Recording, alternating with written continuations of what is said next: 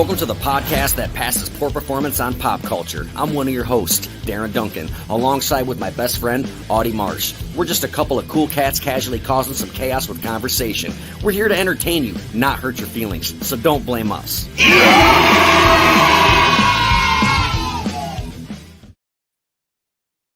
What's up, dude? We made it. Yep, little late, but we're fucking here, man. Friday night, super fucking stoked. This is my most anticipated episode that we have thus far. What are we on, number 8 or 7? I think it's number 7. I think it's 7. 7 or 8? I don't remember. Yeah, we got Mr. Goddamn Superfly himself, Matt Santoro. I think it's Matt motherfucking Santoro. Is his real middle name, I think. Oh, is it? Oh, I'm pretty sure it is. Yeah, it's like Matt motherfucking Santoro. I'm gonna have to like talk that. to my mom to tell her why she didn't name my middle name motherfucker. Yeah, dude, fuck yeah. Let's bring him in, man. Bring him on. What's up, guys? What's up, dude? You're gonna tell everybody we're late because my Wi-Fi sucks, and I couldn't find my computer or my computer's power cord. I think it's hilarious that you had to look for your laptop because, like, it's America. Everyone has guns and laptops, and it's like Matt saying, "I can find my gun. I can find all my guns." Right. Dude, I've always been curious about that. What was it like? Was it a pain in the ass being a gun carrier and traveling through so many different states, like, and having to keep up with all the gun laws and shit? It was when you had to go through Maryland and when you had to go through Illinois. It was a real pain in the ass. Yeah, I hear Illinois gun laws fucking suck. Yeah, they loosened them up a couple years ago. Everything other than the county Chicago's in is pretty decent to carry through, but Maryland was a piece of shit. Why? Maryland's gun laws are more strict than federal law. You know, federal law says you can carry a concealed weapon from point A to point C, or they say you can disassemble and put it in a safe. And Maryland says you can't even transport the frame of a pistol through our state. So you're just shit out of luck.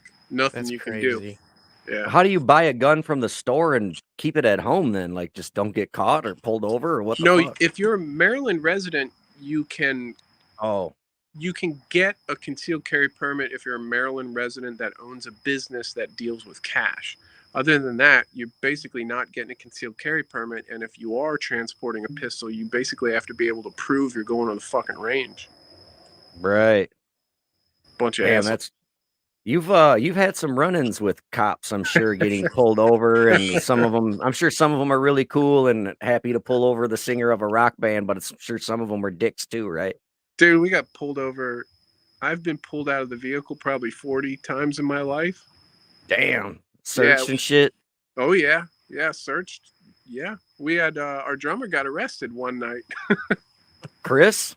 On a traffic stop. Yeah, he got arrested in Paw Paw, Michigan. Holy shit. Why? He had a spring-assisted pocket knife, which we told him was not legal in every state, but he wasn't real big on listening. So he's carrying this knife that's a spring-assisted open, which is a felony in Michigan and New Jersey. So we got pulled over. A cop was like, he thought he hit the fucking mother lode. We had like kilos of cocaine or something. So they searched us for 2 hours. Guy was pissed. He couldn't find anything. Brought Chris to jail over a fucking pocket knife. And it was like a dollar store pocket knife. God damn. Yeah, you guys don't even have like roaches in the ashtray. Like, you guys don't do none of that shit, Nope. We didn't have shit. Those cops were pissed. They made us stand in the snow for like 2 hours. It was 18 degrees. They were facial profiling you. This one fucking cop, the one that was standing with us while the one was searching us, had like this single tear rolling down his face because it was like cold as fuck. And he never touched it for like an hour. It was just like rolling. We're just staring at this fucking guy like, holy shit, man, this fucking guy's going to kill us. This guy means business. Brutal. What a bunch of dicks, man. It's just because the way you guys look, man, the tattoos, it's like, dude, obviously you're a fucking band. You got drums and guitar cases in the fucking van. It's not like you're lying. Dude, we got pulled over in that one town 6 times. 6 times in a row we got pulled over in Paw Paw, Michigan. And after like the 6th time, we said, fuck it. And we started driving all the way around the fucking city. We'd add an hour to the trip just to drive around. Because it was, I forget which highway it was, but it was one of the major highways that crossed through Michigan. We just started driving around it. Fuck them. Were they pulling you over just because the way you looked, or did they have a real reason? Yeah, we got pulled over in that town every time the sun was up and we were driving. When they could see Damn. us, we got pulled over. Which, That's I mean, fucking nuts.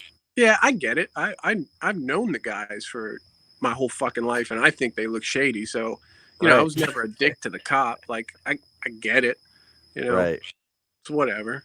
Well, I hope you broke some profiles, or whatever, because like they see you and they're like, wow, this guy actually is really polite and well spoken and he's aware of the law. He's not just some punk with a bunch of cocaine. Yeah, I'd say probably 75% of them were really fucking cool. Once they pull you over and you're fucking oh, you're a cop? Dude, that's awesome. I mean, like, I would totally get it. Like, we get pulled over. I've been pulled over 3 times this month, actually. But So- I always get it. Like, No, let me clarify something. That's funny. I didn't even think of that. I totally forgot. I was like so stoked Matt's here and I forgot. Oh yeah, Audie's a cop. hey, I wasn't trashing cops. No. I know. So I'm a special breed. I'm a military police. Okay. Yeah. Now my wife, she was a cop. Well, she is a cop, but now she's Department of the Army cop. So Okay. So they Yeah. arrest dickhead cops. yeah, Dude, it's like, bloodline. I get it why they pull us over, and I always got it. So when I get pulled over, my hazards go on, my dome light comes on, and my hands don't leave the steering wheel. When the Yeah. cop gets to my vehicle, I say I'm going to get my license out of my pocket. I get my license out. I hand them my concealed carry permit, even if it's a state like Florida where you don't have to tell them that you're carrying. I still pull it out and I say, officer, I have a concealed carry permit. Here it is. I am carrying. I tell them the location of my gun. I tell them that they're more than happy to grab it and bring it back to the vehicle for the stop. And Yeah. when you do that, they're always cool, man. Always cool. It was always the vehicle enforcement police officers on like I-80 and I-90 that were fucking assholes. But it was never Yeah. like actual cops that were dicks.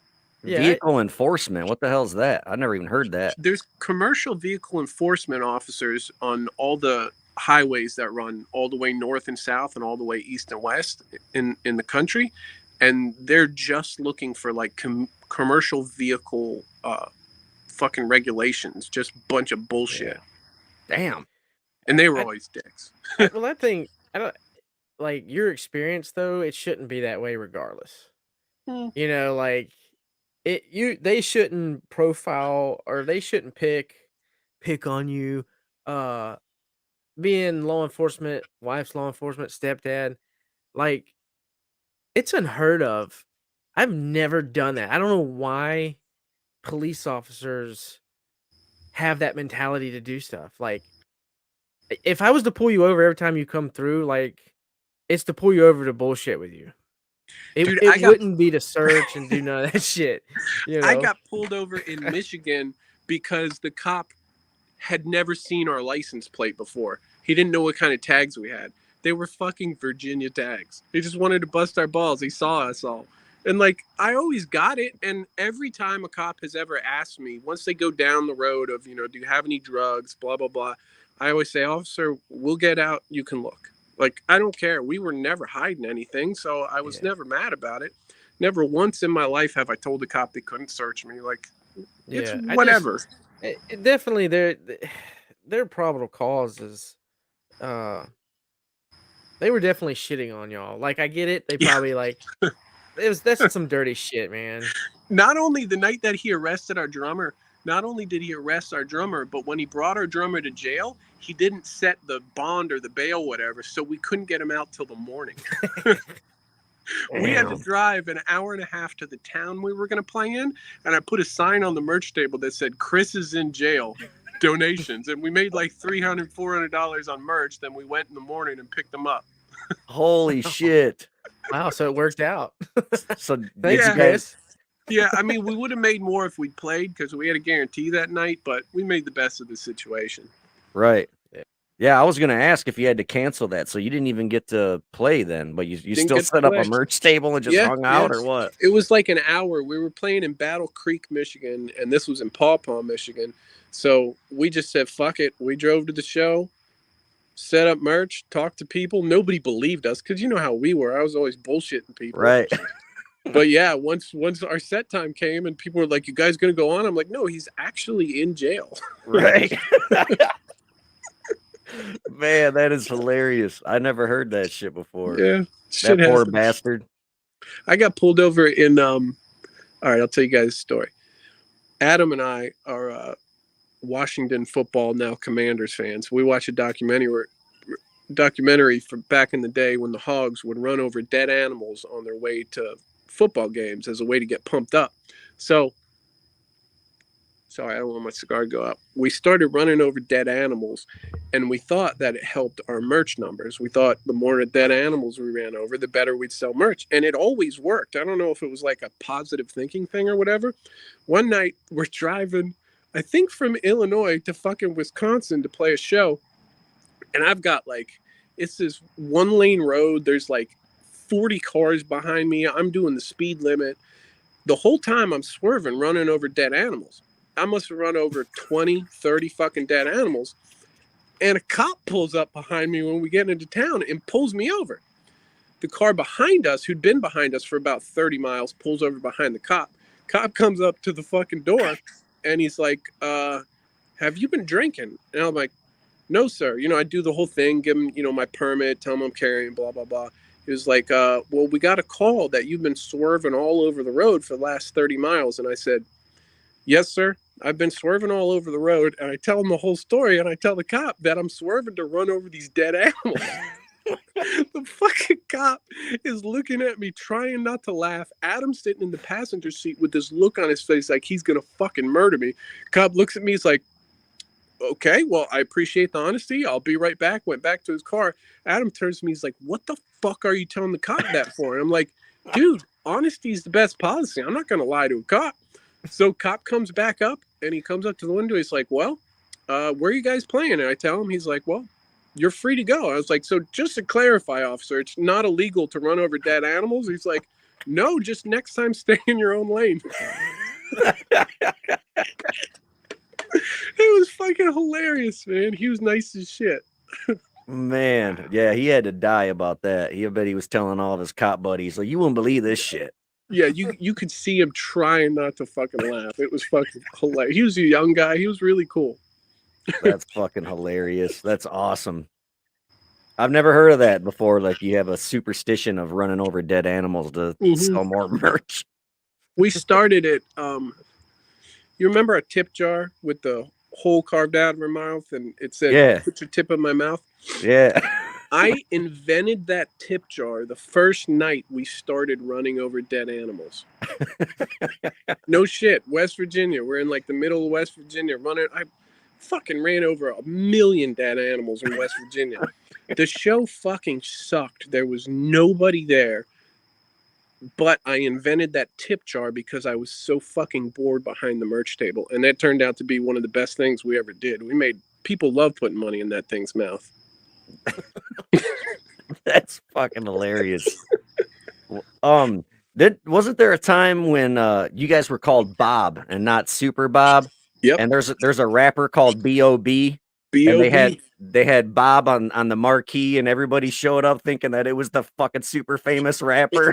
People started sending us messages saying they were like buying tickets to our shows, and they were buying tickets to B.O.B. It was when he first came out and he was blowing up. So we just changed our name right out the gate, because if you do cause confusion in the industry and somebody owns the trademark, you are fucked. So we just changed our name the second he came out, man. Okay. What man, did you have to jump through a ton of hoops for the fucking, like, trying to make it, or did you guys was that even on your radar, like trying to get signed and all that shit? Not really.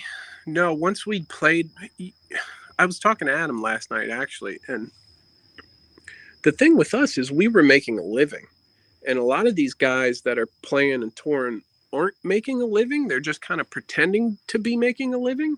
So we were actually making enough money to get by. And if we'd signed a record deal, all the percentages and all the bullshit we'd give up, we'd go back to not making a living. So we were like between a rock and a hard place. Like, we were independent, so we got to do whatever the fuck we wanted to, say whatever the fuck we wanted to. We had nobody telling us what to do. Meanwhile, we see all these guys that are like, you know, playing big shows, but they're fucking homeless people sleeping on people's couches when they're off the road.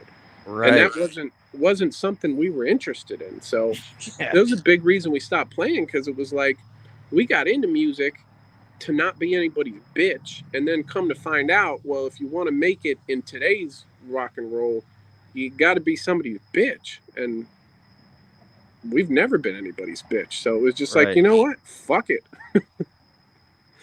That's fucking awesome, though. Yeah. I always wondered that if it was like what the industry was like, and yeah, I think you nailed it, man. That makes a lot of sense, because I've played a lot of open for a lot of like big bands, and like they were literally, like you said, they're spending the night at people's houses, Yeah, or like, you know, it's like, fuck, man, where's your? dude. I thought you had a tour bus, and those seem to be the angry guys, the guys Yeah. that used to play fucking arenas 10 years ago and had a bus, and now they're all in a van opening up in like bars that smell like piss.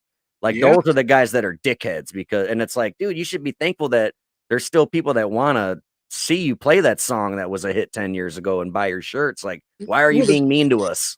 they're pissed off because they, you realize that you've basically given up like a big chunk of your life, and then for what? You were Right. somebody's bitch. You did what they told you to do, and at the end of it, you didn't make a motherfucking dollar. Like, Fuck that. fuck that shit, man. Yeah, that's absurd. Yeah. What how'd you come up with Bob? What was the whole point of that? We wanted a name that was stupid enough that the second you heard it, you'd never forget it. Okay.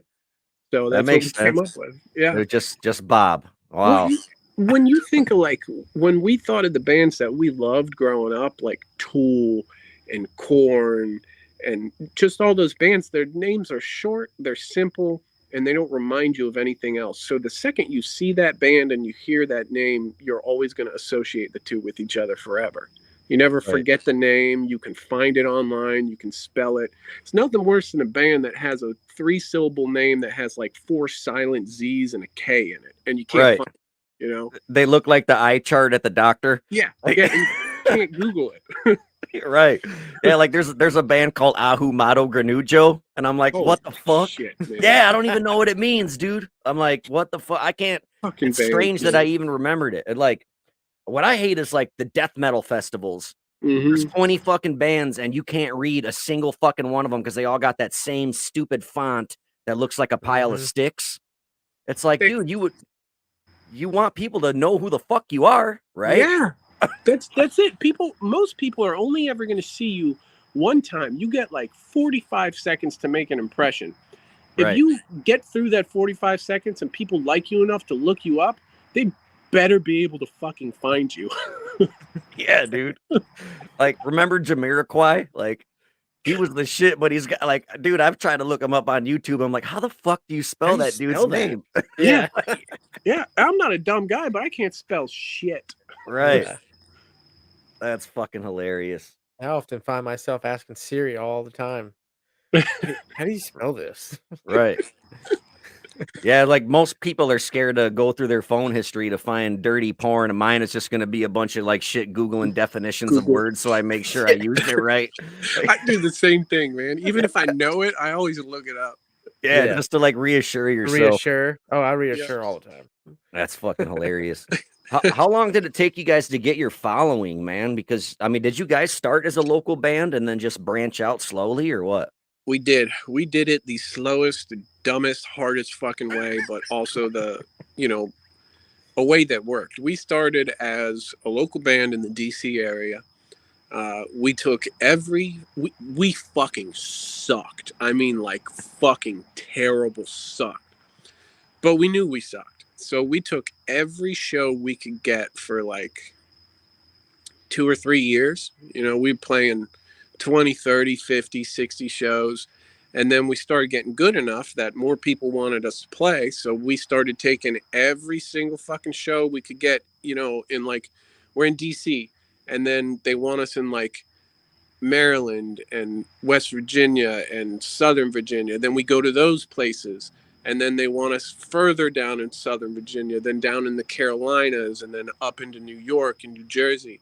And we'd go play those. And the last 3 years before we went full time, we played 120, 150, and 180 shows in those 3 years leading up to going full time while we were working full time jobs.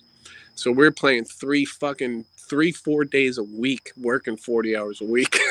Damn. Damn, That's yeah. fucking nuts. Fucking brutal. But then we built up enough, and then we got places in Alabama that are paying us $1,000 to play. We got places in fucking Michigan paying us $600 to play. We got, all these places giving us money to play. So then we said, fuck it. We went full time, and then we started filling in, Tuesdays, Wednesdays, Thursdays, Mondays, for 150, 200, 250 bucks, and then started it all over and just branched out from there. Right. You guys have been as far as like West Texas, right? Like that's your... No, man, we went out to Colorado and Nevada and fucking New Mexico and the Dakotas and all that shit a couple of times. I just remember a video when you guys were sitting outside of a Starbucks or something, and you guys kept getting interrupted by old people. Like, are you guys in a rock band? And people are like, well, where do you guys play? And Chris is just so dumb, like he don't know how to answer it. And he's like, oh, you everywhere, like Philadelphia, Ohio to Texas. Yeah. And Matt's like, he's like, dude, we're in like a state that's farther away from Philadelphia right now, you fucking idiot. It's like, dude, we're like 4 states west of where you just said our range was. Like, come on, man. He's like, but she was 87 and she got a card. Yeah. Oh man. So what happened to him? Is that a sore subject, or you want to talk about that a little? No, Chris lives about an hour from me. He's actually seems to be doing pretty good from looking at him on Instagram. Oh, okay. I don't think he liked Adam and I. Adam and I can be, strong personalities. Adam and I were always real tight. And I think Chris just, I don't know.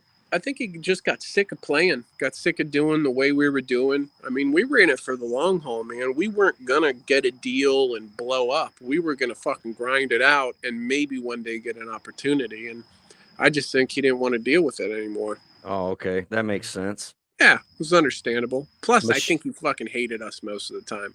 We're really hard on each other. Yeah, like just constantly busting balls. He probably felt like you guys were teaming up on him and just being dicks and shit. Or oh yeah. You can't. If you misspeak, it's a 10-year inside fucking joke. Just how it's always been. Keep each other sharp. Michelle seemed to fit in like real fucking well, man. That's her name, right? Yep. Yeah, Michelle. Yeah, she was a cool replacement. Yeah, she was a good drummer. Yeah, she was really cool, and Drew's the fucking man. It's cool to see you guys all just doing different things now. I never would have thought, man. For selfish reasons, I miss you guys playing shows, but I get it. Like you seem like you're way happier than you've ever been, I am, dude. I didn't realize how miserable I was touring until I stopped touring. Right. How so speaking of being miserable, do you have any like shitty stories of just like shitty hotels or dealing with asshole bands or bouncers or club owners?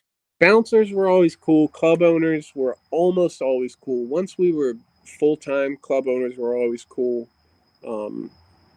Hotels, I've stayed in some fucking... We had rules that we had to learn the hard way on what hotels to stay in. Like when we were young, we're playing in fucking Jersey one time and we're driving into town.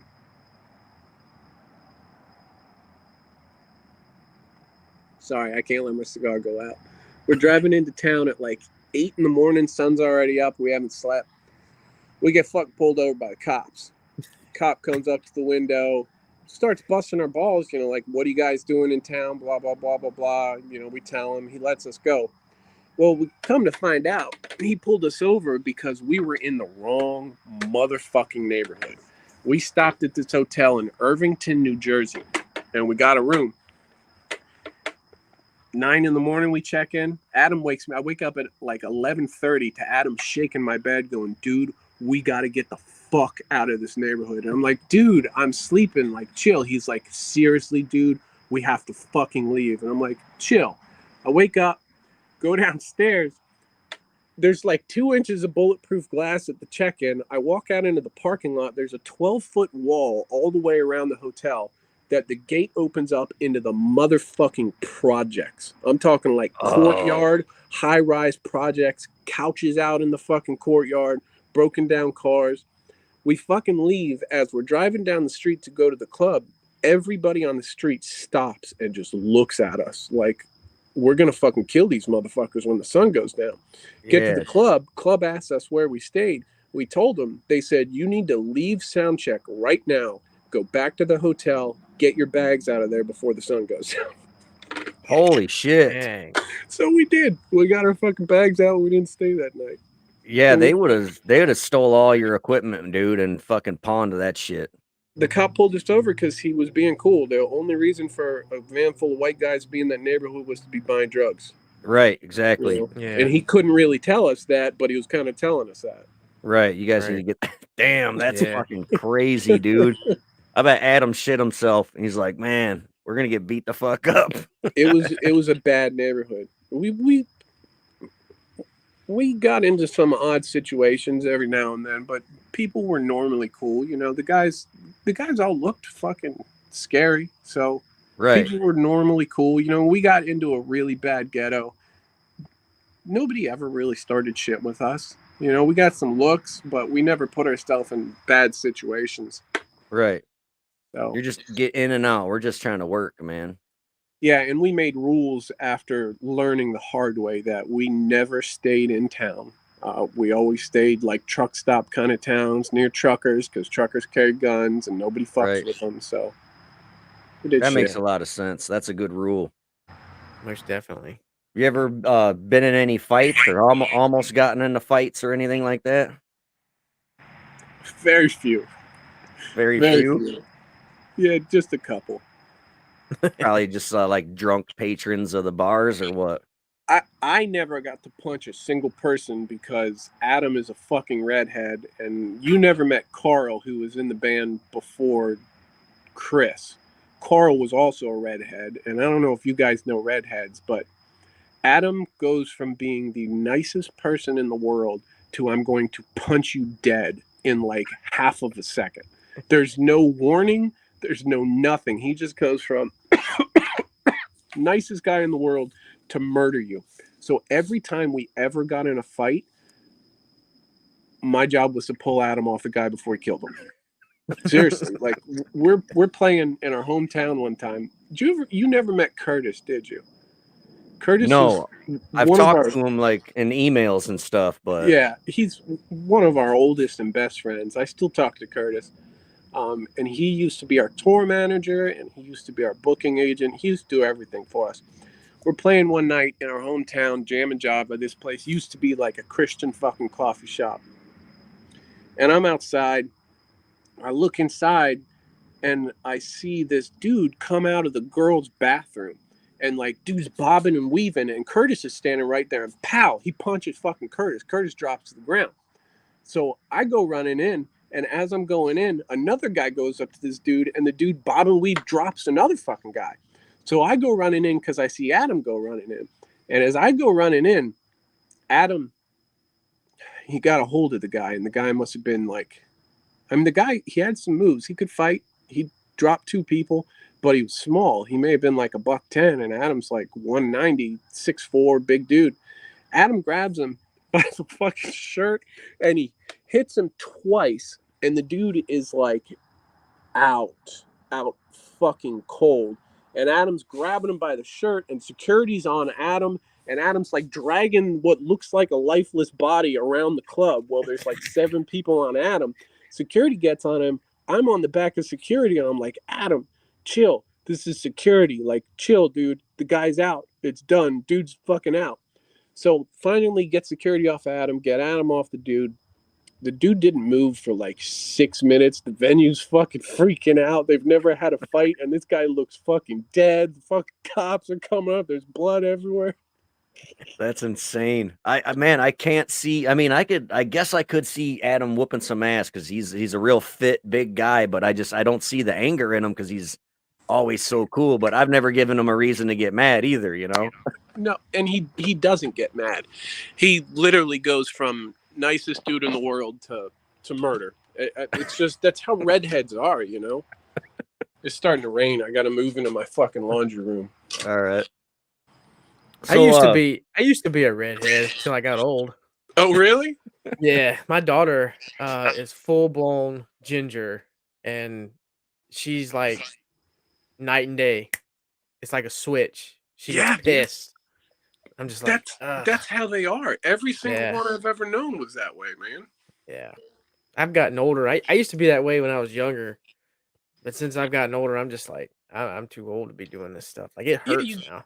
Exactly. You get old and you realize that, you know, Yeah. when you're in your 30s and 40s, like getting punched in the face is bullshit, man. It fucking It hurts. hurts. Yeah. Yeah.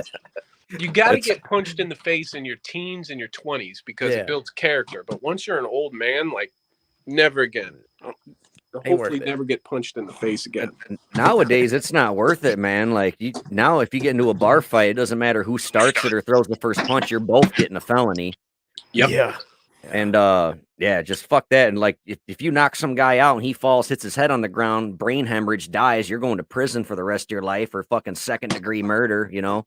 It's not like it used to be when we were young, man. How old are you guys? I'm 35. Okay. I'll be 38 in a week. Okay. I'm fucking 40. Yeah. What was it like growing up with you? You, Adam, and Drew all knew each other forever, or no? No, actually, Drew was quite a bit younger than Adam. I knew Adam. I met Adam on the school bus I was in the 7th grade. He was in the 8th grade. I knew Adam as the big, scary motherfucker on the school bus that just moved up from Florida. And, like, he had a fucking childhood. Holy fucking shit, man. He was a tough little son of a bitch.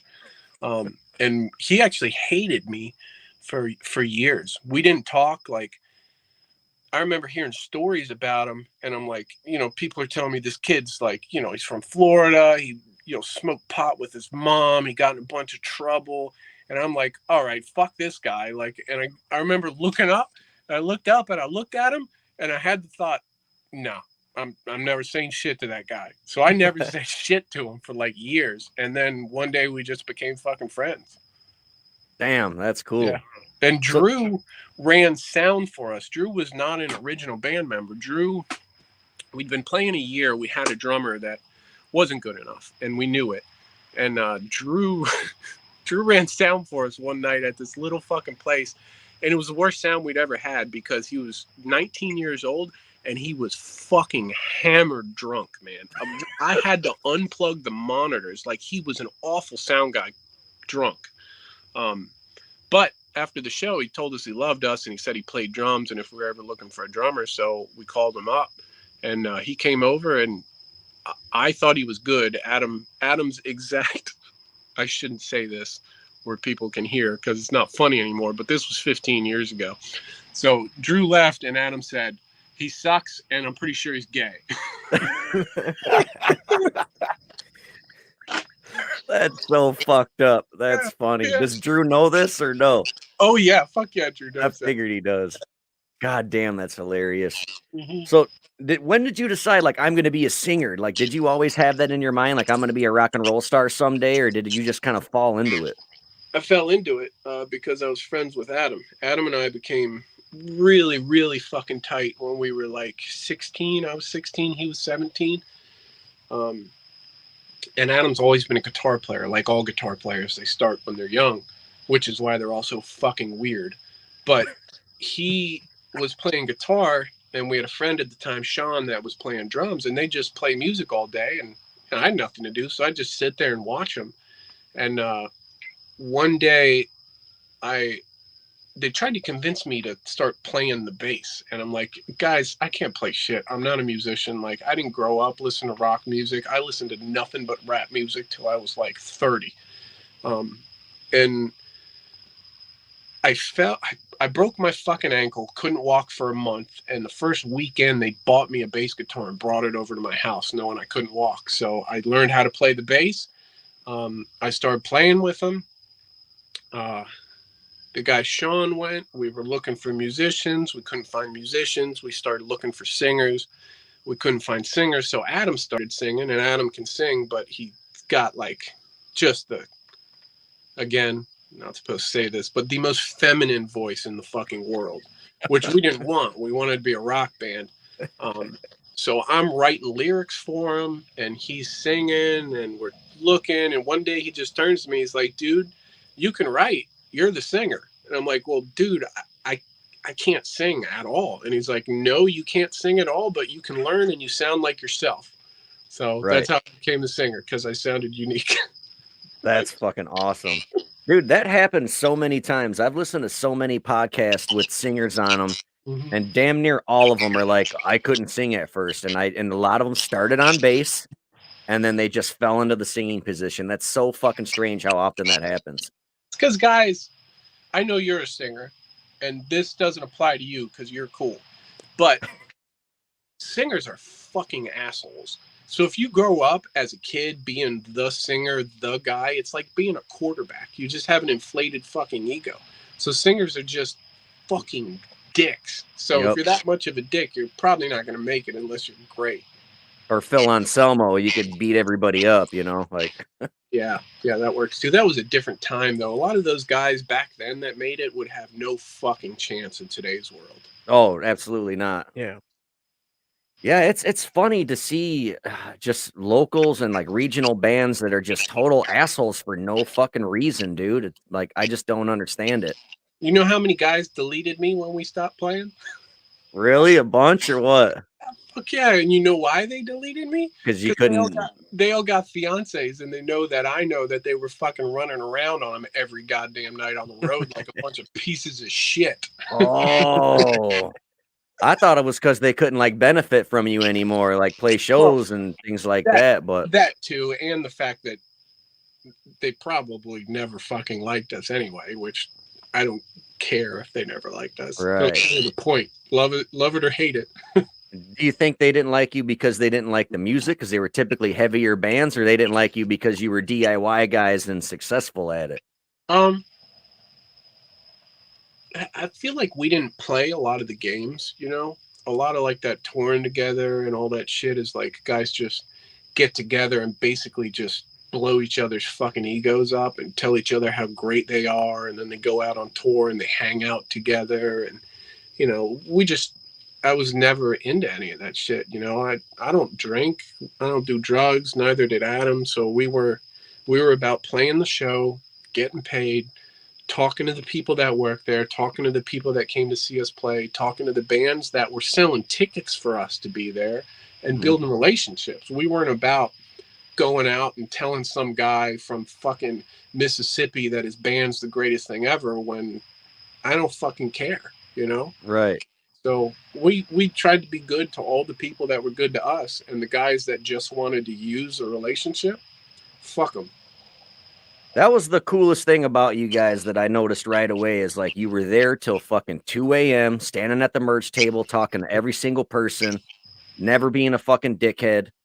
Like it was just you guys were so approachable and just so cool, and like we became friends fucking like right off the bat, Yeah, we did. Yeah. It's awesome. Setting up merch tables right next to each other, and it was just fucking cool, dude. Dude, we met a lot of people. Like I told Adam last night I was coming on the podcast with you guys. He's like, I told him I was going on a podcast. He's like, what the fuck are you going on a podcast for? I was like, well, it's fucking Joey Columbine, dude. He was like, no shit, Joey's got a podcast. He's like, okay, I get it. That's awesome, man. I should see if he wants to hop on it sometime. He's probably busy as fuck, huh? No fucking chance in hell. He's a firefighter now, and he's like 3/4 of the way through his EMT certification. Oh shit. Been like doing rounds at the hospital and riding in the ambulance. The motherfuckers had like 2 days off in the last fucking 9 months. Right. I figured that he'd be a real hard one to get on. I'd rather have you anyway though. Fuck Adam. So have you met any like crazy locals or fans? Like didn't a chick ask for one of your dreads one time? Like if she could, like, did you ever get that shit? I'm sure you're flattered with the Super Bob tattoos and stuff, but like, yeah. You ever get any weirdos? Or people just get too comfortable? Like they think they're cooler with you than you guys really are and just get weird? Or I'll tell you what always fucking annoyed me was, I don't drink. I haven't had a sip of alcohol or a fucking drug since I was 16 years old. Like, I'm flat out. I never talked about it, but I'm just flat out fucking sober. Like, I got fucking problems, so I don't do it. The thing that would annoy me is when a guy would offer me a drink more than twice. You know, Okay. look at me.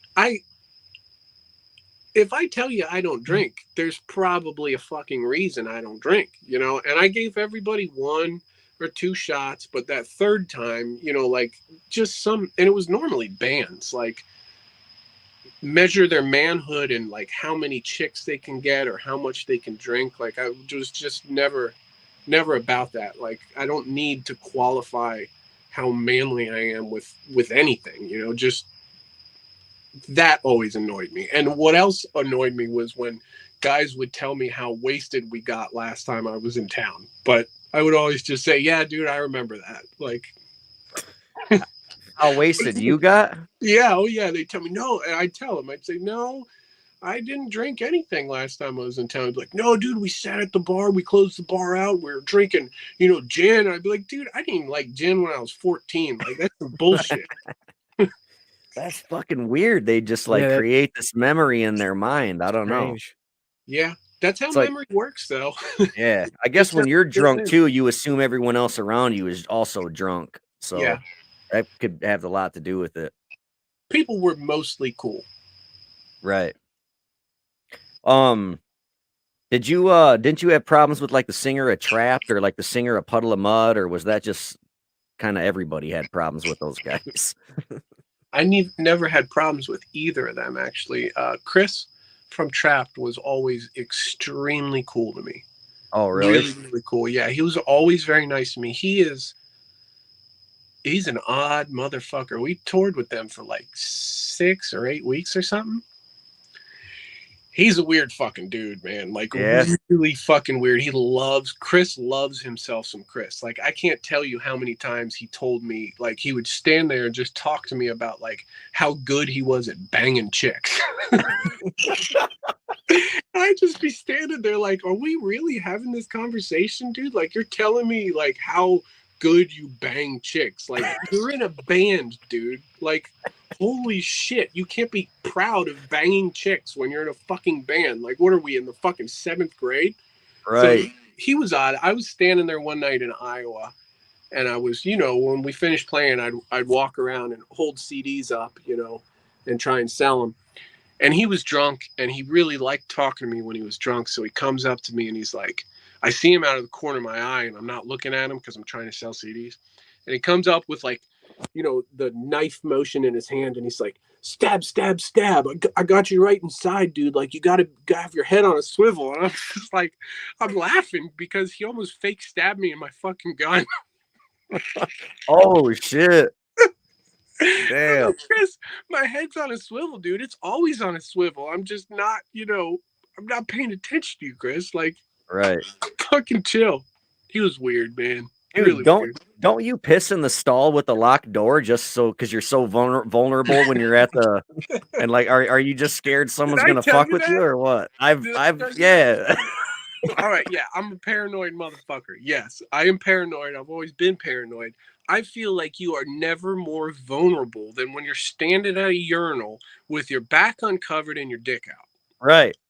So yeah, makes sense. I always had the fucking policy that, you know, I went in a public bathroom, I waited for a stall, and I locked that motherfucker. Dude, and dudes can't cut it off like girls. Like I could have an alligator on my leg and I'm trying to piss on a bush and I'm trying to shake and finish and shake the alligator off my leg at the same time. Like you can't just cut your piss stream as a man. You piss a guy off, you walk into how many movies have you seen where they always get attacked at the urinal? Right. Happens all the fucking time. Mm-hmm. And I know it's movies, it's not real life, but I don't want to be fighting a guy with my dick out. You know? Exactly. There's getting piss all over the place, piss and blood everywhere. I mean, I've always been paranoid. I didn't always talk about it, but yeah, I always safety first, man. You know, when you're that far from home and you're not home often, like, yeah, I was paranoid, but I was never aggressive paranoid. You know, I just paranoid to myself, kept it to myself, stayed safe. Right. Yeah, 'cause you'd be on the road for like months at a time, and I remember you telling me once there was a venue we were playing at, and they didn't want you to set up your merch table up front. They wanted you to do it way in the back by the pool tables, and you're like, my fucking life is in this bag. Like I've been on the road for 4 months. I am not setting. He's like, we don't have to play. I'm not setting merch up back there, and I was like, damn, he's got a fucking point, dude. And that's the secret that touring bands never talk about. Like every touring band's got a bag of money somewhere. Right. You know? And I wasn't leaving. Again, my paranoia. Never separate the gun from the money. You keep them together wherever you go. You never let them out of your sight. You know. Right. And I remember that night actually. Yeah, they want us around the corner, and I'm like, you want me to be on stage while I leave a tip jar full of cash and $3,000 worth of merchandise around the fucking corner? Like, no. Especially in Rockford, no way. Absolutely not. Yeah, no offense to Rockford, but that place is a shithole. Yeah, I went up to see Darin, last year, November? He took me to Rockford. I was like, I've been at places in Iraq safer than Rockford. Rockford? I was like, the roads in Iraq were better than Rockford. You ever been to Flint? Speaking of shithole places, Michigan, no. Yeah. Oh my God, don't go. Fucking brutal. Yeah, I heard it's where really do you bad. live? If you don't live in Rockford, where do you live? Audie, where you live at? Oh, me? Oh, I'm stationed here in Missouri. Oh, okay. Darin's like 6 hours from me, so I drove up there. See him. He took me around and showed me the beautiful Rockford. It was great. Oh, Ate some gyros at Uncle Nick's. We took in the local cuisine. Where in Missouri? We stayed in Branson a couple times when we were through Missouri. So Branson is like 2 hours away from me. Okay. It's Fort Leonard Wood. Fort Leonard. Yeah, Fort Leonard Wood. It's about an hour and a half from Springfield, 2 hours from St. Louis. It's in the middle of nowhere. Yeah, he's the military police officer, so he like lives right on base and shit. Yeah. That's hardcore. That's got to be a hard fucking job, man. It has its ups and downs. We played a lot of military towns. There's some tough motherfuckers. I went when I was stationed at Benning, the NWR, which is like a place that it's like a company that supports military and gives like free tickets to bands, local or big. So I was working and I get this text message. It was an NWR text message. It's like, hey, we're giving out free tickets to David Allen Coe. I was like, are they serious? So I went down, got free tickets to Dave Allen Coe, just for the simple fact that I wanted to go down in history to say that the military gave out free tickets to see David Allen Coe. I was like, yeah, that's kind of the greatest thing ever. That's kind of strange, like him of all people, you know? Right? That's why I went. I was like, I got free tickets from an organization that gives, supports the military. Here's some David Allen Coe tickets. Yeah, like the most racist country singer of all time. Yeah, man. Fuck yeah. Yeah, dude. I was like, wow, like, geez. Do you remember when, Matt, you made a sign, like a kick me sign, but it said racist, and you stuck it on this dude's back? And he fucking walked around the bar all night and it fucking said racist. I do, yeah. We were in, God damn, I feel like we were actually in Alabama. The guy came up and he was talking to me at the merch table, and it was one of those clubs that, it was like a hip hop club most of the time, but we'd come through and it'd be a rock night, and they're sort of playing hip hop between sets. And I guess he thought because I was in a rock band that I was fucking racist. So he comes up and starts talking about all this N music, and I'm like standing there like, wow, what? Like, who do you think I am, dude? Yeah, like, what gave you the impression that it's okay to use that word around me? Like, because I'm white, like, we're both just racist now? So, yeah, the second he turned around, I took my neon duct tape and I wrote, "I'm a racist piece of shit" on it, and I stuck it on his back. I remember you were on Facebook talking about it, and you're like, I swear if that dude comes back to the merch table, he's fucking getting tased. Where I'm from, like the DC area, I mean, I went to school with kids that were, every race and religion, and it wasn't a thing, You didn't Right. use words like that there. I mean, the DC area is the most highly educated part of the country when I was growing up, and it's just they were good people, and I went to school with everybody, and they were all just people, And then we Right. started traveling, and I remember the first time I heard somebody casually use the N-word. We were in Florida, and it was the same thing. He was talking about the music, and he just said this N music, and me and Adam are like standing there looking at each other like, wow. We use that word back home, we're about to fight, so we're like getting ready, thinking shit's about to go down. And the guy recognized what we were doing. He's like, "Oh no, don't worry about it. You can use that word down here." And we're like, I don't think you can, dude. Right. You can't ever use that word. That's fucking crazy. I don't understand how people can just be like that. I didn't know racism was real till I was in my mid-20s, man. No shit. Yeah. DC's quite a rough area too, though, ain't it? Like, it's got its hoods, right? Yeah, I mean, we're from outside the city. The DC metro area. DC itself is only 10 square miles, and if you live in DC, you're either really rich or really poor. So we're from Fairfax County, Virginia, which is, you got DC, then you got Arlington, then Fairfax. We're from Fairfax. So the only time I ever actually went into DC when I was a kid was when you wanted to buy drugs. Okay. Yeah. So are you you're a Redskin fan because they're your team, or like where you're from then, or what? Yeah. So you just what's your love-hate relationship with them? Because I think it's pretty fucking funny. And Audie was gonna wear a Redskin shirt today, but he couldn't find it. I couldn't find it. My love-hate relationship with that team is all hate. Oh, okay. But don't you root for them and shit, or no?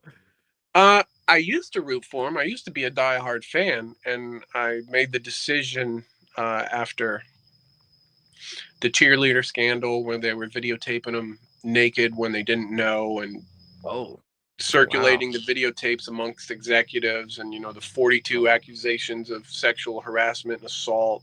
And there's been a $1.6 million settlement between the owner and something he did on his private plane with a woman.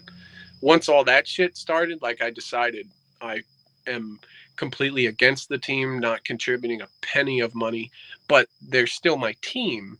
I'm not going to learn the whole history of another team, so I actively root against them and troll them on every social media platform, and have for about 3 years. No, I've seen it. Like, you tag the fuck out of them, dude. It's hilarious. I got top fan status, and I haven't said anything positive in 5 years. You call them the Durs, right? Because they're called the Commanders now. Yep, call them the Durs. Do you agree with the whole name change? Like, because it's like a racial slur, or? Not my place to say. I'm a 40-year-old white guy. I don't get to say. I don't get to say if something is or isn't racist, because that makes a lot of sense. That's a great answer. So yeah. I mean, I always took the stance that they were my team growing up, and it was their name. If they change the name, I'm not going to stop rooting for the team.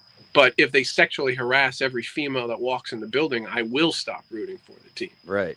That's the fucking big issue. And people just are focused on this bullshit name when people are actually getting fucking hurt, Yeah, like, there's bigger things to fucking worry about, bigger things that need to be changed besides this fucking name, or bigger things to be upset about, at least. Fuck. Yep. That's fucking crazy. Billionaires. Yeah, no shit.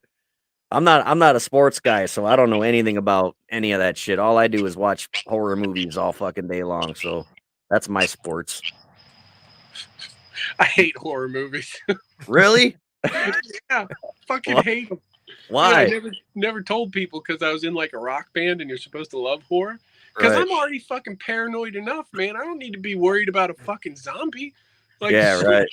I hear a noise in the night, I'm getting the Glock anyway. Like, I don't want to think it's a ghost. That makes a lot of sense. Do you guys have any like merch, extra stuff that's like for sale, or what? We got to get Audie in a Super Bob shirt because he's a big fucking fan now. I'm gonna tell you a secret. I have thrown away about 300 CDs. Really? God damn! What the fuck? I think I still got some T-shirts somewhere. But yeah, my wife didn't want me to throw them away because they're CDs. But I had like 500 of them, so when she wasn't looking, I just sneak a box into the trash can. Hell no. That's crazy, man. You think you'd fucking be able to sell them still, but I think everyone who knows already has your CD, ship them and do all that shit. Yeah, are you gonna release the anything that came out after fucking like Jon Snow and Great Big World and shit? Yeah, I've actually been reaching out to Matt, our producer, trying to get the wave files, and I talked to Curtis. Curtis is going to help me list them. It's just down on my priority list. Part of me wants to just never release it because it's good and fuck it, but part of me thinks I should release it. Well, at least email it to me.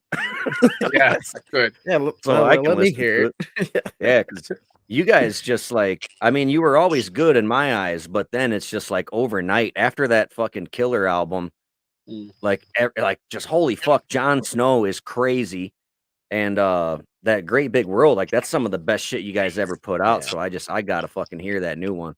The new music is the best we've ever done. That whole Killer record, that entire record, I had like a 3-year writer's block. It was like pulling teeth every time I had to write. No shit.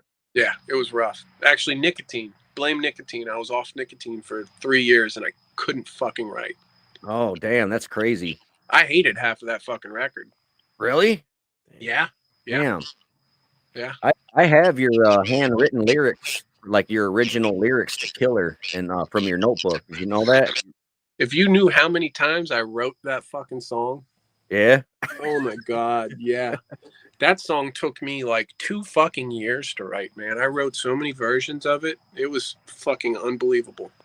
I got the final one because all the words that are on that piece of paper are on the CD, so it must be like one of the more recent ones then, I'm guessing. I still have all my books that I wrote in and the pen that I wrote the last 3 records with. No shit. Yeah. Wow. That's cool. Pretty badass. I got all your guys' symbols that you would like write for me, all the funny ass stories and shit. They're all hanging up in my pool table room. Fucking Those awesome. were always fun.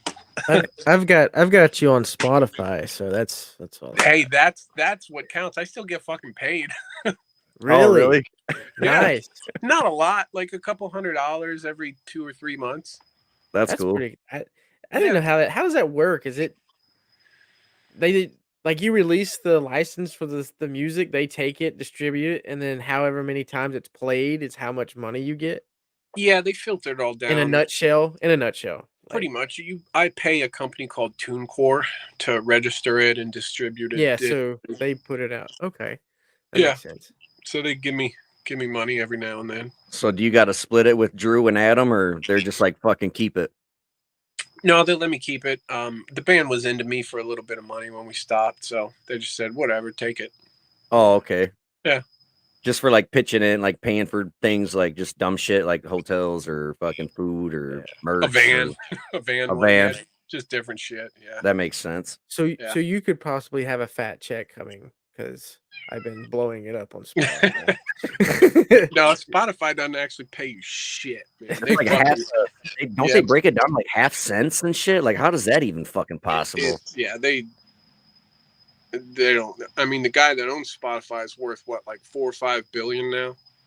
Jeez. So, yeah, he's dick. keeping most of the money for himself. Most of the money that I get paid is off of YouTube, actually. Oh, okay. That's fucking cool. Well, you should be getting some of there. I've watched Jon Snow probably about 17 times. That's a good song. I haven't listened to that song in probably a year and a half. That's a good song. Dude, that's some of the best. I think it's like the best rapping that you've done that I've heard so far. Yeah. I think so. There's a song that I haven't released yet called I don't even remember what it's called, but it's like a slow rap, and I think it's probably my best written song. I'll release it eventually. Yeah, I'd love to hear it, man. It's fucking awesome. Yeah, I like it. So do you think you would like have like a little reunion and like throw something together with like Adam or No. You're done, huh? You're done, huh? Done. Yeah. No, I mean, Adam and I are pretty similar, and we did it for a living for so long that I think both of us would if we stepped on stage, we'd just feel like posers now, you know. Yeah, that makes sense. There's nothing worse than getting on stage and not being able to sell it, you know. And Right. that's what we always did. We always sold it. Like, people believed we were what we were saying we were because we were. And now we're not. So Yeah. I still want you to at least do a song with me. If I fucking record it, I'll do hook, verse, everything. I'll email it to you. You spit a verse, email it back, and then bam, Yeah. I got a fucking song with Matt Santoro on I'll it. be in the back. I'll be in the background saying selling records. Can I do that? Because I'm not talented at all. We'll figure out a way to get you in there, Audie. Yeah. Just let me throw in like a few little verses, you know. You still got all your mannequins and shit? no, man, I got rid of all that shit. All I got left is some road cases and like my microphone and shit, which I'm thinking about throwing away. Damn. Fuck all that. Before we let you go, man, because it's an hour, I don't want to take up too much of your Friday. Do you want to talk about your, like, not your wood, but I guess your wood company? I had to throw in I had to try to figure out a dick joke on the spot. Forgive me. I mean, I own a shop now. I make furniture. Yeah, how'd you get into that? Like, did you always know how to make No, man, tables fucking and shit? dumb luck. I'm the luckiest motherfucker in the world. I dumb lucked into being a singer, and then I dumb lucked into a career that I really fucking love. You know, we toured for 10 years. Mm-hmm. Got paid in cash. You know, I was basically off the fucking grid for a decade. And we're on the road in December. It's like the week before Christmas. Adam's already talking to me about becoming a firefighter. We think he's going to get an academy maybe in like August, maybe, because he wasn't sponsored. And, you know, it's hard to get an academy, you know, without a fire station sponsoring you. So we're on the road. I don't even know where the fuck we are. It's like week before Christmas. Hold on, I'm reading. Oh, thank you, Benny. People are saying stuff. Yeah, we only bring up the cool comments. Okay. We actually just had to block a guy that I don't know if I should even say it. His Nah, his dude, don't even say it, man. yeah, he said I something little girls and boys, and he was saying some dumb shit, so we had to kick him out. And He wasn't like saying whoever anything, you are, you piece of shit. If I find out, I'm gonna kick your fucking ass. Don't he come on my wasn't saying podcast to do anything that bad shit. about me. Was anybody talking shit about me? No, No. just some dude had this like pedophile name. He's like, I blank little boys and girls. Wow. And He's then like, yeah, so we laugh kicked him funny, out. look at me. I kicked him. If No big if deal. we find out who you are, I'm gonna fuck you up. Was it R. Kelly? Probably. Dude, did you see in the news that Rihanna and Chris? I probably shouldn't say this. Never mind. I'll text it to you, Matt. Okay. Because nowadays I don't want to get fucking busted. But Yeah. Well, anyway, we're on the road week before Christmas, thinking Adam might be getting in the academy in like August. He gets a call. He'd made some friends, and they say, well, it looks like your paperwork got bumped up. We can get you in the academy January 7th, less than 2 weeks from where we were at that point. So he wakes me up and he's like telling me he's concerned. He's like, I don't know what to do. And I'm like, you go into the academy, dude. Like, you don't get that opportunity to get your paperwork pushed to the top of the fucking pile, and you get into the academy as an unsponsored firefighter. Like, you do it. So he did it, and we stopped playing. And Adam and Drew were trying to convince me to go more electronic and tour basically as myself with a drummer. And I'm like thinking about it, and I'm like, man, I'm not going to do it. I'm not going to tour without my best friend on the road. You know, like that's what it was about. It was a band built off of our friendship. I'm not going to continue to tour without the one thing that really gets you through the rough times, your best friend, you know? So I said, fuck it. I'm just not going to play. And I'm sitting at home feeling sorry for myself for like a month. And my wife had a friend that worked in a furniture store attached to a shop. And they had just lost one of their furniture builders. So they got me an interview. I walked in, got the fucking job. I had been a painter back home for like 15 years. So I got the job, and it fucking turns out that I love it. And 2 years later, I bought the shop. So now I own a business again. that is just fucking crazy. It's like the American dream, dude. Yeah. Straight up. Got lucky. I'm a lucky motherfucker. And you didn't know shit about building tables and humidors, and they showed you how to do it, and now you're really good at it, man. The shit you make is absurd. I've been fortunate. I mean, and luckily it's 2022, and every bit of learned information is on the internet. So I'd go in and work, and I'd go home and watch videos for fucking 7 hours, and I basically worked 7 days a week for like 2 years and saved up some money. And when the opportunity presented itself, my wife and I bought it. That's awesome. Do you guys, does your shop have a website or anything? Like, I feel like I should own something. I got all your fucking cool music stuff. Yeah. I feel like I should at least own like a wooden ashtray or something I could buy. Next time I'm in Florida, I'm just gonna drive down and go buy some shit and leave. Like, do it. Man, I'm here to buy some shit, not hang out. I just want to buy some shit. No, we bought the shop, and I don't have a website. I don't advertise. I don't do anything because the shop that I bought is attached to a furniture store, and it's a very busy furniture store, and we do all the custom builds. So I don't have fucking time to do anything but fucking work. Right. I got some really good guys working for us, and I just hired another guy. I think we're going to start him next week. So just busy. We got a fucking kid. I got a baby. Yeah, I know. That's your kid looks just like you. It is insane. Yeah. You got some strong facial features in your bloodline, I'm guessing. My whole fucking family, man. Every boy's got the same face. Yeah. I'm fucking happy for you, dude. Thank you so much for coming on, dude. I really fucking appreciate it. It's like, I don't know, man. I'm still a fangirl when it comes to you. I don't know why. It's like we've buddies. Been friends for like 7 years, dude. Dude, my daughter's 10, and the first time we played together, she was a baby. So it's been like almost the whole time, like she might have been like 1 or 2 or something, but yeah, dude. Because I was living in the hood in Rockford when we first met, and that was like it's like 9 years ago or some shit. I remember that. What was that place called? Bar 3. That's right. God. Yeah, that was downtown. Like, there's worse parts of Rockford, but that part was, And dude, I walked home every night, man.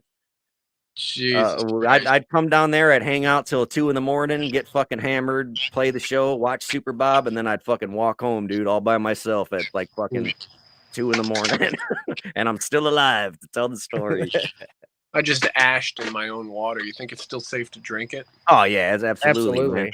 You've shaken lots of hands. Your immune system's pretty high, I think. Yeah, it's just ash. So I don't know, man. We'll let you go, I guess, dude. It's been a fucking hour. Yeah. Thank you guys for having me. Yeah, dude. Anytime you ever want to come back on, man, I'd love to have you back on. This was a lot of fun, dude. Hey, I'm down. My son, real quick, Matt. My son, played great. I've been playing all your stuff in the truck. I've got two 12 subs in the back seat. Nothing crazy, just to have a good quality sound. Mm-hmm. And played one of your songs. My son's like, I love this song. He doesn't really understand like lyrics. It's like beats to him. And the Great Big World, like the sound of it in that system is just like phenomenal. It's all the electronics. Yeah, dude. And I told him, I was like, hey, Super Bob's gonna be on the podcast. He was like, oh, you're gonna talk about him. I was like, no, he's gonna be on it. And he's like, can I come in and look? And I text him on his little iPod, and he might be asleep. But I was like, yeah, man, if you would come in and say hey, but he might be asleep. But he'll see the video. If I knew your kid was gonna listen to this, I would have swore a lot less. No. He's not gonna listen to it. Okay, he just wanted to come in and see. He's checking on Dad. Like, Dad's full of shit. Super Bob ain't on no fucking podcast. That's my son. Darin knows Bentley very well, and he checks people. Right. Yeah, we always fuck with our kids, so it's right. That guy coming through the speaker in your car is not going to be on your podcast. Hey, if you ever need me to text you a picture of me, I'll do it. Just so you're not bullshitting him. Yeah. Yeah, because he's, man, kids nowadays, good luck to you, Matt, because you got your hands. I'm telling you, you thought being a rock star running a shop. Wait till that boy's like. Wait till he's like 5. I'm struggling, man, because the way I grew up and the way most of my friends grew up, like adversity builds character. You don't have your parents around. You're like running the fucking streets and breaking the fucking law and getting fucking shit can wasted at 11. Like, you grow up to be a pretty strong dude. Like, so I'm trying to figure out how I'm going to raise a kid that's still tough when he's got both of his parents there, so Yeah. I'm going to figure that shit out. I think you'll figure it out. You'll be all right. Yeah, you'll do fine. Is this going to be your only kid, or are you guys going to have one maybe down the road? We'd like to have another. Just because, that's cool. I have brothers and sisters, and my wife has brothers and sisters, and it's nice to grow up with a sibling. Yeah, absolutely. That's just the family unit, man. To have more than 3 would just be super duper cool, man. When family nights and shit like that, it's fucking amazing. It's the coolest thing ever, dude. Plus, when we had the kid, like I didn't have any preference, boy or girl. I didn't care at all. My wife wanted a boy because she's Russian, and Russians value men over women. It's fucking like ingrained in her head. So she just wanted a boy. Now we had a boy, she wants a girl, but I want another boy so that they can fight each other without having to go to jail. Yeah, exactly. So toughens you up like a fucking brother. Oh yeah, no shit. So, now, just so the audience is clear, Matt's wife is Russian, but he did not pay for her. No, she's legit. It's they love each other. She didn't come on a boat that he paid for. Like, she didn't have a shipping label on her or nothing. Did I ever tell you how I met her? No. I met her at a show in South Carolina. She was there on a blind date with a guy in a band we were playing with. Wow. That guy didn't talk to me ever again. Oh yeah, I don't blame him. That's fucking hilarious. I wonder if he listens to you on Spotify. No, I doubt it. He looks like Nikki Sixx, like kind of just fuck. She lucked out. I find pictures of him every now and then and show it to her, and I'm like, "This is the dude." You remember that? And she, no, he's rough looking now. Did he had guy liner on and mascara? Oh yeah, no, it's bad. He's shaped like a thumb. Like it's bad. It's real bad. It's like big walking thumb with eyeliner and mascara on. It's funny. I almost wore the Super Bob shirt with the face, but it's a thumbprint. Like, is that why you did that, to make fun of that dude? No. I know. I'm just kidding.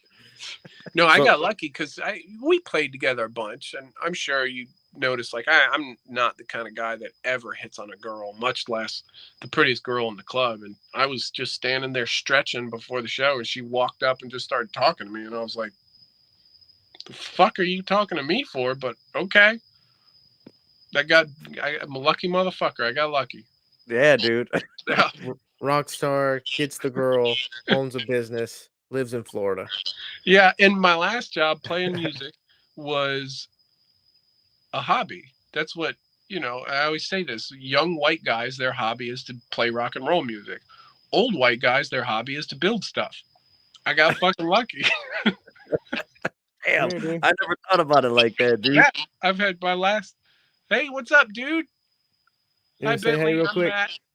It's Super Bob. You want to say Hi, hey? Bentley. I'm Matt from Super Bob. How are you? I told you Daddy wasn't bullshitting. I just called you in here to prove my point. That's awesome. Love you, man. Today's his birthday. He's 8. Dude, happy birthday. He said happy birthday. 8. Yeah. Oh, you can hear him? Mm-hmm. Oh, okay. All right, buddy. Oh, you read his lips? Look at you. Stay in school. What'd he say? What'd he say? He said stay in school. All right, man. I told you. I was just proving you wrong. Love you, dude. That's awesome. Right? That's awesome. That's what you got to look forward to, man. It's the best thing in the world is having kids, but it's the hardest thing, man. God, I tell my son all the time, I was like, I legally cannot wait till you're of the legal age I can kick you out. Like, I cannot wait. I haven't had a day off in 9 months, man. Yeah, it gets worse. Yeah, well, we we had the baby, and my wife works, but she's fully remote. She works from home. So we had the kid, and we're like, we're not going to do daycare. She can just watch the kid and work.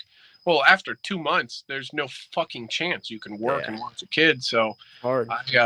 we don't do daycare. I stay home and watch the kid while she's working from home, and then I go to work, 3, 4, 5, and I work till 12, 1 in the morning. Well, dude, you're almost working just to pay for daycare, man. In today's world. Yeah, that's why Brittany didn't work until he was like of age to go to school, because her paychecks would pay the like $600 a week or something like that. And we're in Florida. You don't want to in Florida, man. Oh, I know. That's how you end up with a Florida man. Dude, I always call Florida God's junk drawer. Man, it's so nice down here, though. I'm in short sleeves. Oh, I bet. It's fucking. I know. It's always the horror stories, but I mean, there's bad people everywhere. So it's just a shitty joke.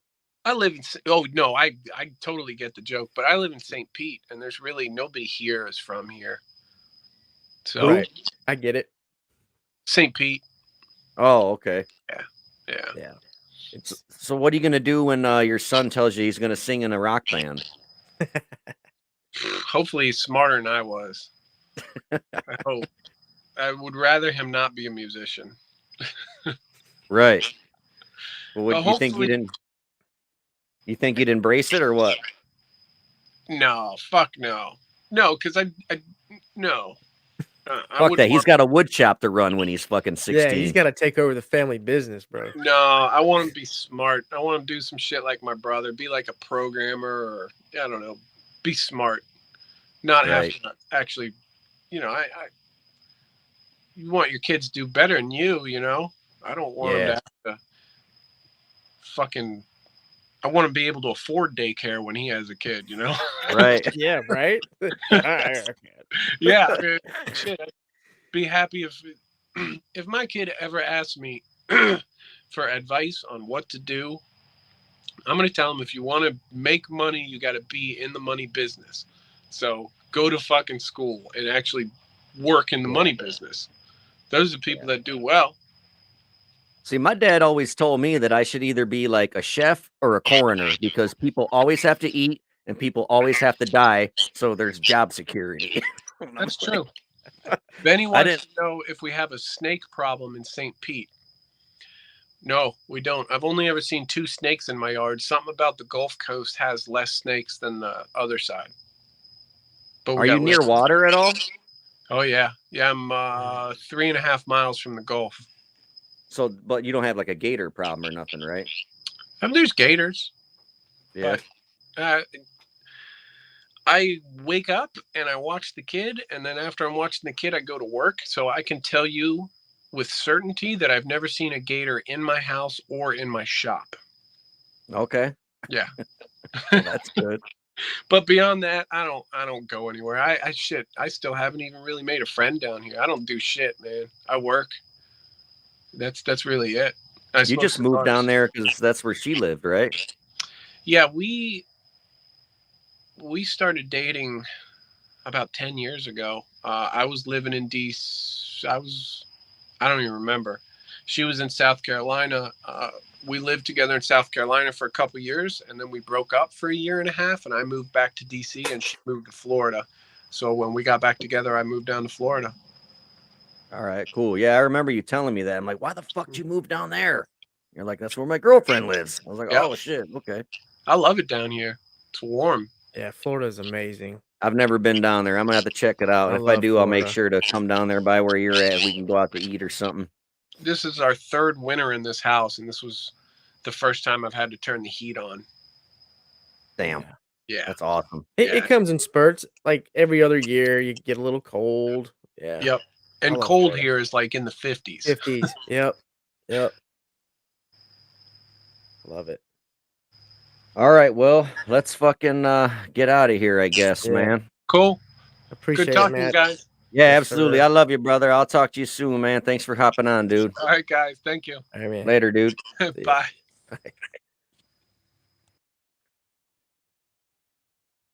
All right, what up, Audie? What's up, man? Hey, that was great. Is that guy the shit or what? Yeah. That made my son's night, dude. Yeah, fuck yeah. Yeah, because I've That been was rocking it awesome. in the truck like the last week. That's pretty cool. Yeah, that was fucking awesome. But I'm surprised we went so long. I just was like, he's like, fuck it, let's keep going. But yeah, it's getting late, and it's yeah, almost midnight where he's at. So I was like, fuck it, well, we can end it, I guess. But yeah, he said that he's down to always hop back on, so we can yeah, always have him back absolutely. on as another fucking thing. Do you want to you want to hop off here and hop on the page for do a mini Yeah, we'll do the mini-sode, but give the a shout after out show? to our supporters, our Patreons, Yep. Ryan, Benny, Chandra, Brent, Chandra. Yeah. and the two fucking anonymous people who hasn't changed their name yet. Yeah. You got to give StreamYard permission to change to have access or whatever, Yeah. and you can change your name. They're But whoever you are out there, thank you very much. paying the $5 and I can't even give you a shout out or send you anything. Right. So, Go but buy yeah. Rip It energy drinks. They're the most Absolutely. delicious energy drinks on the planet. Yeah. But Who do we got coming on next week? Next week is about paranormal. It's just going to be me Paranormal. and you, no ghosts. Yep. Or no guests. Did I really just fucking say that? Yeah. Oh my fucking god. Yeah. Next week on Thursday I'm going to Louisville, Kentucky. I have a private overnight paranormal investigation booked for Waverly Hills Sanatorium. It's an old tuberculosis hospital, haunted as fuck. I have the place all to myself and some homies for 8 motherfucking hours. We're gonna investigate it. Then I gotta bring my ass back home, and then that night, Audie and I will hop on and talk about that experience as well as ghosts. It'll be kind of like our alien episode, but it'll just be about ghosts. Well, we kind of agree with each other on the ghost thing, so Yeah, for sure. think And I'd it'll be love to alright. hear if you have any stories or Yeah, absolutely. I got a couple stories of personal experiences, so it'll be a Cool. great episode. It- It'll be Saturday, right? And that when we're it depends how I feel because I gotta drive 6 hours there, investigate for 8 hours. I'll probably only get like 4 hours of sleep and then have to come back and do another 6 hours Yeah. drive. So I don't know if we'll go live Friday not. And your boy likes to drink beers, so after the investigation, I don't even know if I'll sleep or if I'll just drink in my hotel room. I have no idea. We'll cross that bridge when we get there. Because, dude, my whole crew, there's 10 of us, and they're like, let's get fucking. I'm like, let's all get hotel rooms, and they're like, we only need one. I'm like, fuck that. I'm like, afterwards, I might drink, and I'm gonna be keeping people up, fucking listening to music and fucking watching fucking horror movies and shit. I'm getting my own fucking room, daddy-o. If I want to shit, I'm gonna go shit. I don't got to worry about nobody bugging me. stepping over motherfuckers just to get Exactly, to the bathroom. dude. So we got 2 hotel rooms, one for me and one for all them other That's awesome. motherfuckers. I appreciate the invite, man. Thanks for inviting me to that. I really appreciate I that. did. You sarcastic son of a bitch, you. Thanks, dude. I appreciate it, man. Well, let's go. Here's your formal invitation. I'll even pay your way. Too far, bro. It's too far. Well, we have Missouri State Prison booked, so you should come to that one. Oh, dude, that's right up the road. Yeah, well, I told you about it. We have a private overnight there. Yeah. It's a private overnight. It's not the Dude, tour thing. It's ours for the fucking night. You should come. I need to dude. pay you. I need to give you money, don't I? I think it's only like $120. I Yeah. think it's like $120 per person. Yeah. We went last year. It's on my YouTube channel. We did an investigation, caught some stuff. It's haunted, dude. There's some activity definitely there. Yes. I think you'll enjoy it. It's gonna be tons of fun. I can't wait. Hell yeah. So yeah, thank you, Matt Santoro. Please go listen to Super Bob. They're fucking amazing. They're on Spotify. Watch them on Spotify. Watch them on YouTube, actually. Do YouTube. He gets paid better that way. They have really good music videos anyway. So just go fucking watch them. They have some fun cover songs that are really cool. Their live performance is fucking bar none, dude. They're so fun and synchronized. They're fucking amazing. He definitely works the crowd and he's humble. And you know how I am with people that are humble. I don't like egotistic assholes. Like he even said it, the singers are like the ego monsters of the group, but Right. no, Matt, man, he's genuine. He's down to earth. Like, Yeah, I love that dude. He's yeah, fucking he's a good amazing. dude. He's super duper That rad. And was he said cool. he'd hop back on, so that's awesome. Oh yeah. Listen to Super Bob Drink Ribbit. Please contribute to our Patreon. $5 a month. We'll like right now after this, Audie and I are hopping off and we're gonna do an episode just for the patrons. So Yeah. those are the kind of things that you get for $5 a month. And when we get our merch, you get that for free. Yep. We're working on it. I would show the picture of the recent art, but the file's too big for this to show. So Oh, the one that Max Cave did. yeah, he hooked us up. It's So such a good fucking yeah, artwork. Let me see if I can pull it up real quick. And I tried earlier before we started, and you can't see. like I mean, if you did it on your phone. well, I mean, it was on the computer. I can probably put it on the screen for people to see. Sneak peek, shit Yeah. quality from the phone. But Yeah, yeah, what do you say, man? Let's let's get off, man. That's gonna be our t-shirt. So all you patrons are gonna get that without shirt us. for free.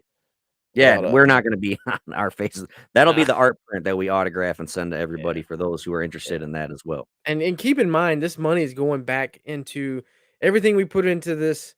I pay like $50 a month for this, and it's more or less just so we could do it for the fans. Like, I don't need the money. I need the money if I want to give merch, stickers. I'll print stuff for Patreon. It's more or less to build the audience and build what we're trying to do. So it's not Right. like I see all these other people that do Patreon and just like they're scams. And what we're trying to do, it's like I want a pile of stickers, patches, shirts.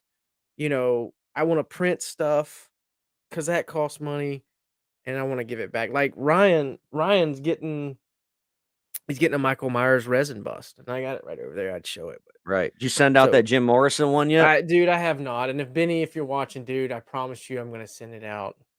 Like, I've been busy at work, and I'm not giving no excuses. I've been too fucking busy to fucking get it. God damn you, Audie. Yeah, I sucks. Sorry, Benny, but it's definitely yours. I just haven't got it out yet. I'm staring right at the fucking thing.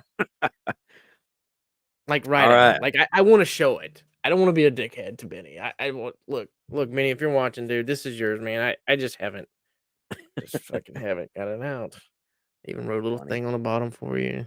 You know what? I'll send this out when we get our stickers, because I did order us about 100 stickers. So Okay, that makes throw sense. some Then you can stickers in there. So all right, cool. yeah, man. Let's get out of here. All right. Thank you all so much. You gonna Yep. do the outro? Yeah. All right. See ya. Thank you for tuning in to our little Passion Project podcast. Remember, we go live every single Friday night, same damn time, same damn channel. So if you miss it, don't blame us.